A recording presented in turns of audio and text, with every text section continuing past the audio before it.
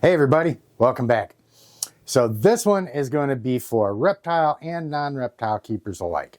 Recently put my feelers out into the community, just kind of put out the question, what's your biggest anxiety about keeping reptiles? Whether that be snakes, lizards, anything. What is it that really stresses you out? What are you most afraid of? So those three things are what we're going to talk about today on Intrepid Exotics. Whether you're a lifelong keeper or just getting started, help us encourage responsible keeping, conservation, and public education in the interest of keeping our reptiles safe and healthy as we protect them for future generations. You're invited to spend time with us as we experience these awesome animals together on Intrepid Exotics. So real quick before I get started, and I've been meaning to get this put into the intro so I don't forget, but if you guys aren't currently familiar with or supporting USARK, the United States Association of Reptile Keepers, definitely go to usark.org.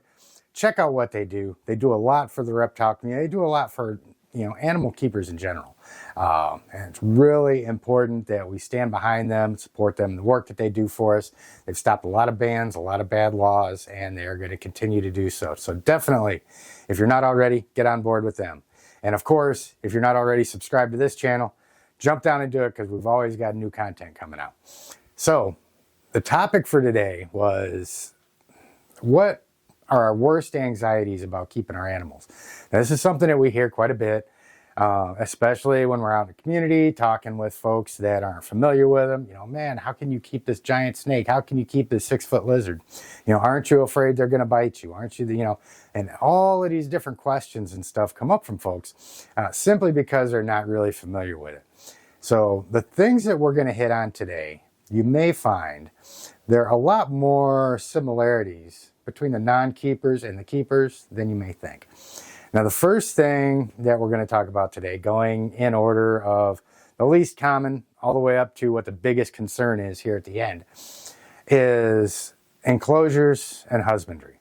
Now, for a lot of our reptiles, it can be pretty simple to keep them, but I'm going to use one example here just to kind of demonstrate one of the things that people get really uncertain about sometimes. Now you'll see, for instance, snakes in all different kinds of substrates. Depending on the species, you may be able to keep them in aspen, like we'll do for some colubrids. Or you'll see a lot of large constrictors that their bedding is paper. You'll also see a lot more snakes here recently that are on soil, bioactive enclosures with substrate and stuff. And all of those are viable options, kind of depending on the individual animal, the species, what they need, and stuff like that. Now, I know there's a big push here lately, for getting substrate in the enclosures and doing the bioactive stuff, and that stuff can be cool.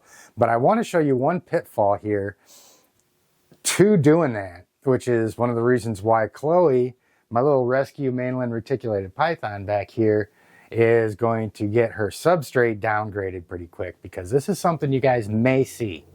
Now, this enclosure is big enough for her. She's got heat here. She's got heat gradients all over the place. Right now she's soaking because she's going into shed, and she's probably not going to be too happy about me interrupting her, messing with her. But she's a sweet girl. She is so in blue right now. She is so unhappy. But nonetheless, for this, we're going to take her out. Hey, sweetie. I know.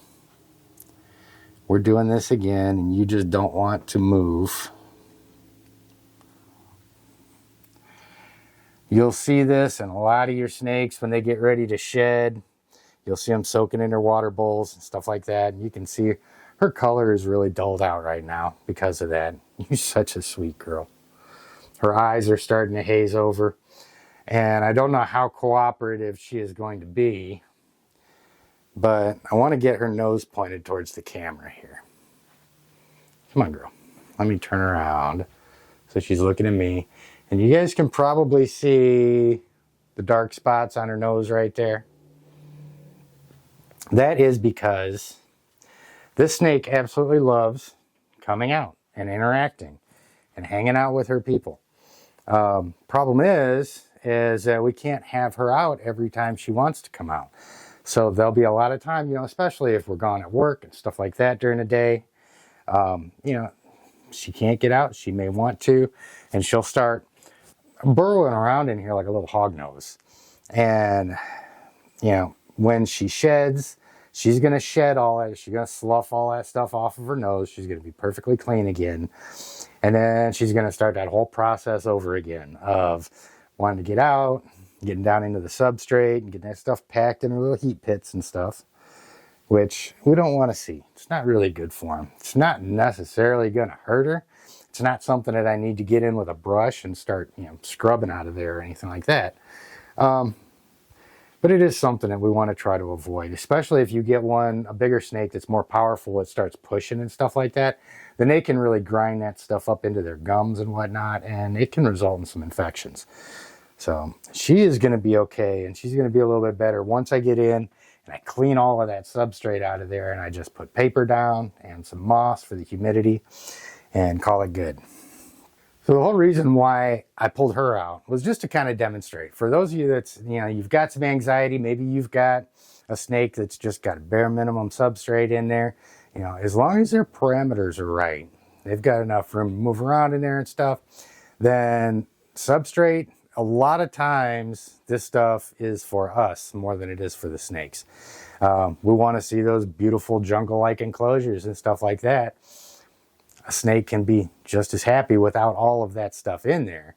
Sometimes even happier if they've got a problem like she's got of burrowing down in there and just getting that stuff stuck on her face like that. So, you know, like I said, the bioactive enclosures are awesome. Once we get moved, I'm going to start building some bigger enclosures that have got more substrate and they're actually bioactive. See how that works for some of the bigger snakes, which I'm really looking forward to. But just kind of keep that in the back of your head. You know, as long as your heat and your humidity and all that stuff is there, you've got the temperature gradients for them to adjust, they've got enough water and stuff like that. That's the most important thing. You know, we start adding substrates and things like that, it's kind of a matter of personal preference to a great degree. So there's not necessarily a right or wrong answer necessarily. So we've got 2 more points to hit. We're going to go downstairs and we've got a couple of our male retics that are going to help us demonstrate these next 2. So these are some of our favorite animals down here, and they're really going to help us illustrate the second point that we're going to talk about today. And that is, folks overwhelmingly responded that, what are they thinking? How do I read their behavior? You know, so many folks, they see us working with these animals, and in most cases, you know, we want to make it look like it's so easy and make everything look cut and dried and so forth, and always put our animals in the best light. But the truth of the matter is, and anybody that's been working with these animals for a long period of time will tell you that we don't always know what our animals are thinking. So if you're a newer keeper and you're looking at him and you're like, man, what's going on in his head? Is he hungry? Does he want to bite me? Does he want to come out and play? Any of that stuff, those are the same thoughts that go through our heads as well. Granted, you have enough time, you have enough interactions with animals, you know, those times become fewer and further between, but none of us can read their minds, and we still go off their body language. And times like when we get a new snake in or something like that, we may not be really familiar with that animal's personality and not be able to read them the same way that we can our other animals. And I've said this a lot, and I've seen it a lot. You know, you'll get some folks that they'll keep the same 2 or 3 reticulated pythons for years. They get to know them really well. The animals are really well socialized, and they're so easy to work with. And then you may take in, get an opportunity, say, to rescue an animal that is in a bad situation. You want to bring it in. Well, maybe that animal isn't as well socialized and not as easy to work with. It can literally be like starting from square one, learning how to work with these animals. A lot of the guys out there will tell you, when you're working with your own collection and you've worked with them for years, it's so easy. You go off and you start working someplace else on somebody else's animals that aren't as easy to work with. It really is a wake-up call. So the long and short of that is to just let everybody know, don't beat yourself up about not always being able to read their behavior, because one of the things that we do is we go from situations where we're not sure what they're thinking to try to create a situation where we can determine what they're thinking and then move on from there. So let me show you how we do that. This is the newest animal that we've got here. This is a marble platinum male reticulated python.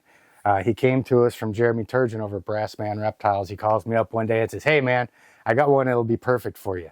You know, it's not a bad animal, but he is kind of moody, and he's been known to take a swing from time to time. So I was like, man, absolutely love working with animals like that. And he has not struck at me yet, but he does have a lot different personality than my other snakes, and you can't always tell. So right now, like as I'm sitting there looking at him, and I don't know how well you guys can see him at the camera angle and so forth, but I'm going to get him out in a second. But he's sitting there right now, no tongue flicks, no reaction. He's got that one little S in his neck, and it's like, I don't know what he's thinking.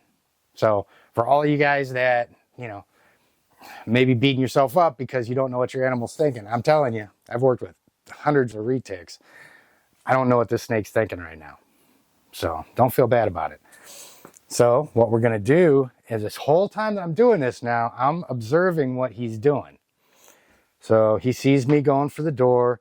He's starting to do this. This is kind of what you might expect to see from a food response, where they start coming up. He starts following. I mean, look at how quickly he follows my hand as I'm moving around right there. He could be having what's known as cage defensiveness or a food response, or, he could be wanting to eat, which probably isn't too far from the truth because he eats this weekend. Today's Friday. So what I'm going to do is I want to make sure that I've got him in the thinking mode, in that exploration mode, in that mode where he understands that it's time to be handled. And I'm just taking precautions. It's not that I'm afraid of getting bit by this animal, although getting bit by him would be bad for both of us.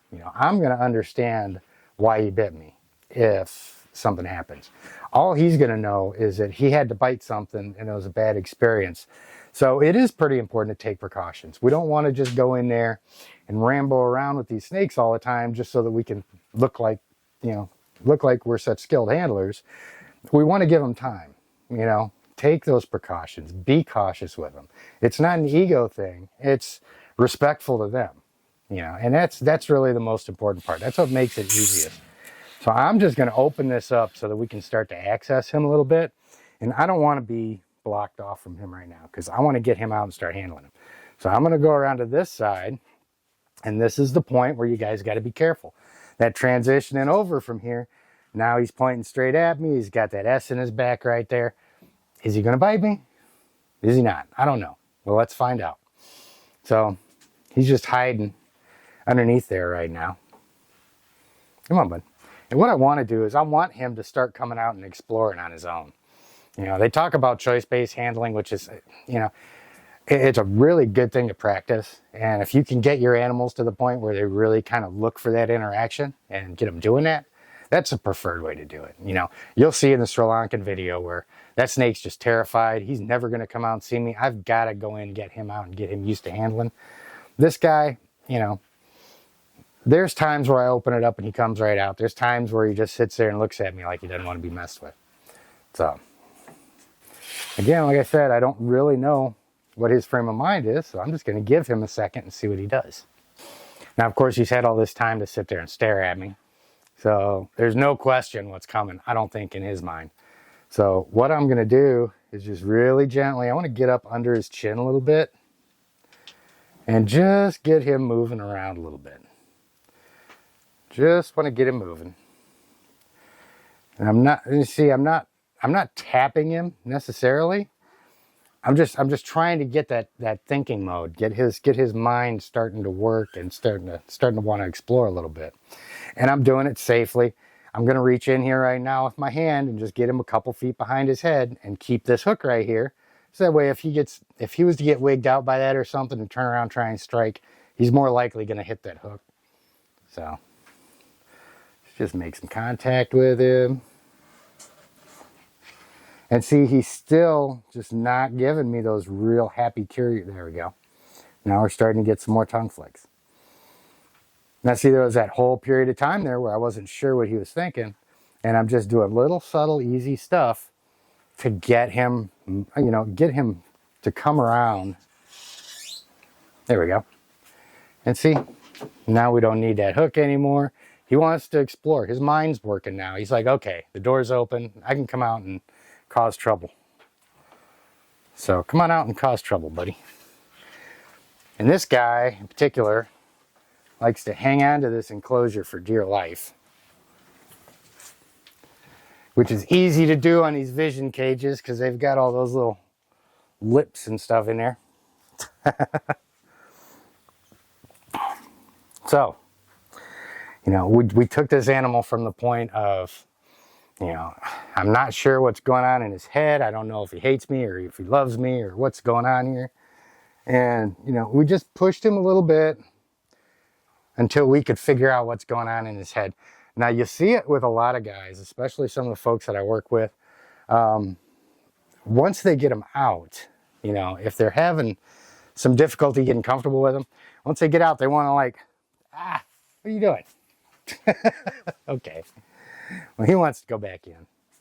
We made our point. We can let him go back in if he doesn't want to mess around. But you'll see a lot of people being really nervous about him moving up towards their head. And I can say of all the animals that I've worked with, I've not had one ever, nor can I say I've necessarily seen. Once a snake is out of the enclosure and, you know, supported, and you know, they look like they've got that thinking mode going on, I can't say I've ever seen one just arbitrarily bite somebody in the face like that. Not going to say it doesn't happen. Not going to say it couldn't happen. I'm just saying I don't think I've ever seen it. I have seen bites before, but you know, once the animal's out and they're cruising around, I don't worry. Even him being new and a little bit spicier than the other ones that I've got, when he starts moving up like that, once I've got him out and supported, I don't worry about it. Go wherever you want to, dude. We're good. And that's just how I treat him. Is there a possibility that he could get a hold of me one of these days? Of course there is. But I think the possibility is slim enough as to not even really warrant my attention.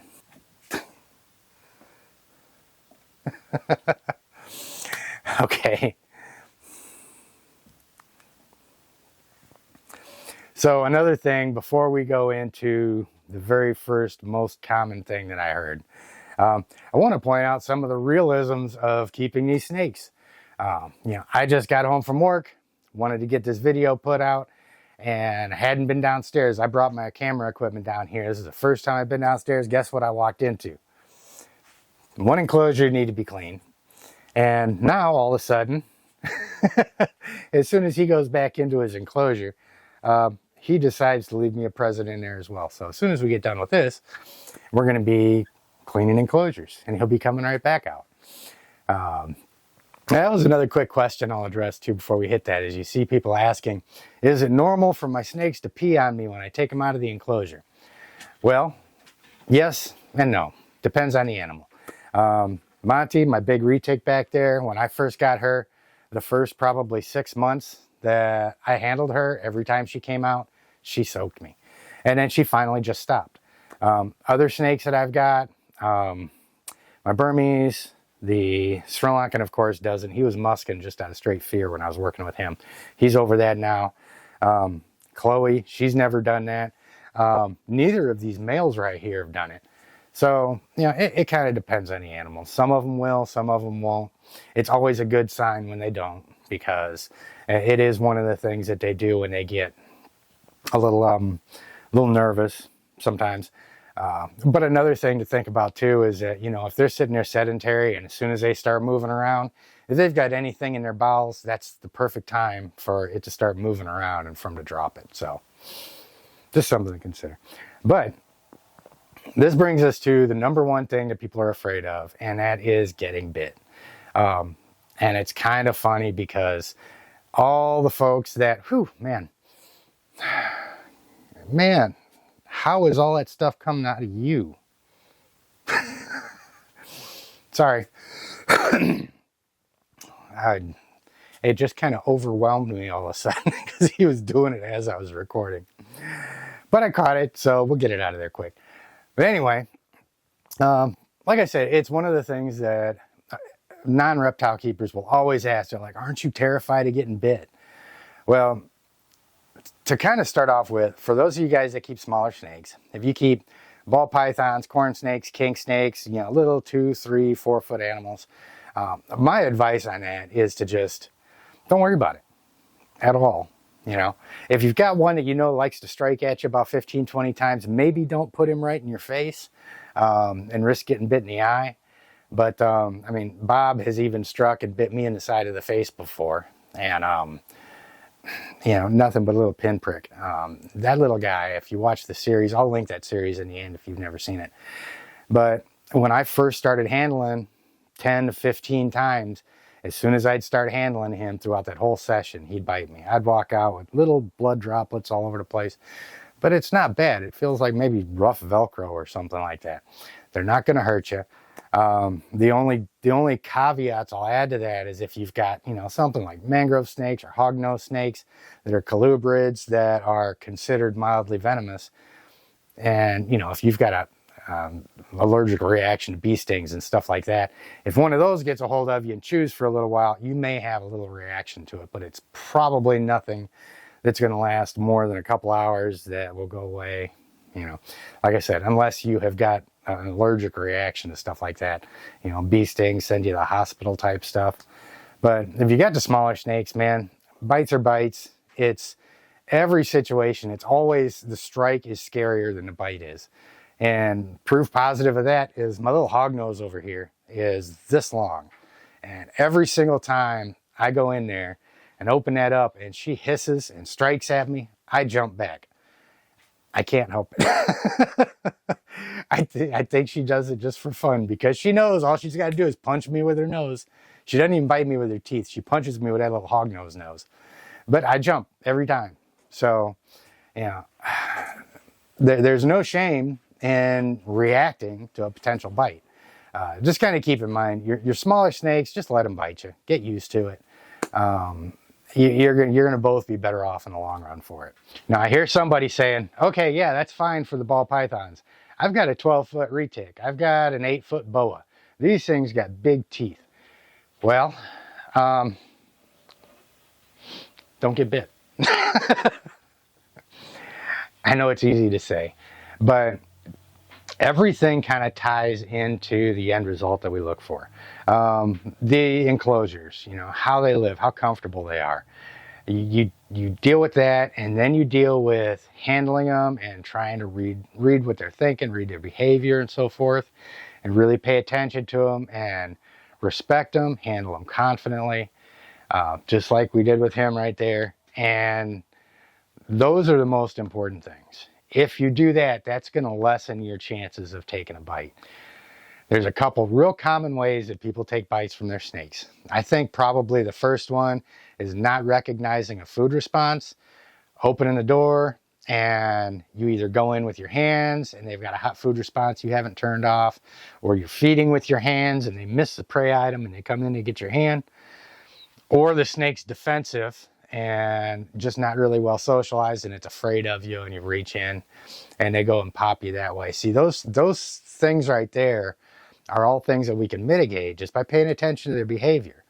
Learning how to recognize a food response and then turning it off. Learning how to recognize when a snake is scared and taking steps to let them get comfortable and mitigate that fear so that they're less likely to strike at you. And once you start doing those things, then it's going to get so much easier once that animal starts getting curious and they start thinking to handle them without worrying about getting bit. But it's always a possibility, My 16-foot male retic back there can be a scrapper when he wants to be. When I go to take him out of his enclosure sometimes to clean it, when he doesn't want to come out, I've got a fight on my hands. He's not striking at me, but that is a powerful animal. And trying to get him out of there, you literally can't have any concern whatsoever about that snake biting you, or you won't be able to wrestle him out and manage them in order to get them out of there. And once they come out and once that head's out there, you've just got to know how to move and just intuitively know what the right thing to do is with them. All comes with practice, all comes with experience. So I really encourage anybody, especially if you're going to get bigger snakes, find somebody around that you can mentor off of that has got bigger snakes. It might be a little bit spicier or something. You know, we all get bit at one point or another. And I really think that getting bit by one of these big snakes is one of the best experiences that can happen if you really want to keep these guys, because it does a couple things. One, it makes you realize that it's not going to kill you. Big snake bites can be nasty. They can be gnarly. If they're not managed right, they can be terrible. The biggest one I've taken was a 16-foot female food response. Got a hold of me right here, wrapped me all up. Took me about 3 minutes to get her off of me. But even the injury itself wasn't bad.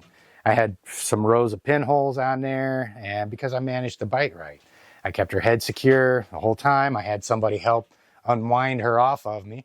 We got her laid out on the floor, and she finally let go. And when she let go, I let go and went and wrapped my hand off after I sprayed it with some Listerine. And yeah, we got the snake back into the enclosure, and everybody was happy. So, you know, having that experience, yeah, it always sucks getting bit, but like I said, it shows you that it's not going to kill you. You're going to survive. So maybe that lessens the fear moving forward once it's already happened and you realize, okay, well, yeah, it kind of sucked, but it's not going to kill me. And another thing that getting bit does is it instills a little bit more confidence to know that, okay, well, this happened. I know how to manage it now. I've seen what happened firsthand. So you've just got that much more experience. So I'm not saying go out and get bit intentionally, but you know, if you're going to keep large snakes, it's advisable to get out and work with as many of them as you can around knowledgeable keepers so that you can really get your hands dirty and, you know, start working with those animals that are 12, 14, 16 feet long. They've got to get their enclosure changed. They don't want you anywhere near them, but you've got to reach in and get them and move them out of there.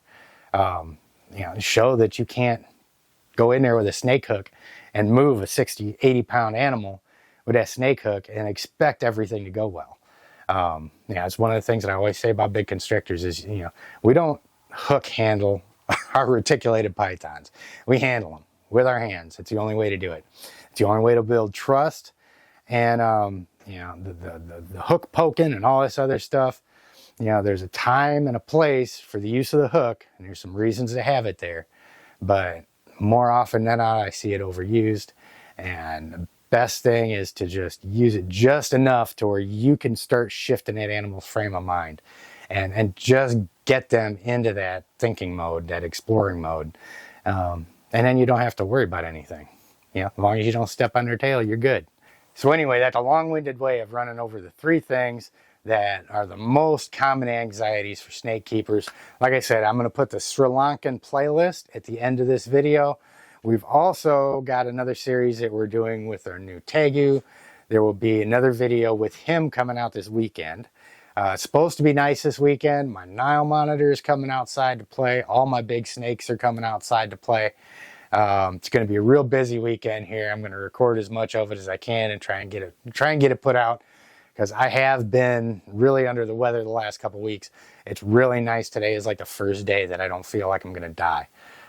Pretty happy about that, actually. So check out those other videos. Get subscribed to the channel. Become a USARK member. Go onto their YouTube channel. Check out USARK Florida. They do awesome things down there too. And we will see you guys next time on Intrepid Exotics.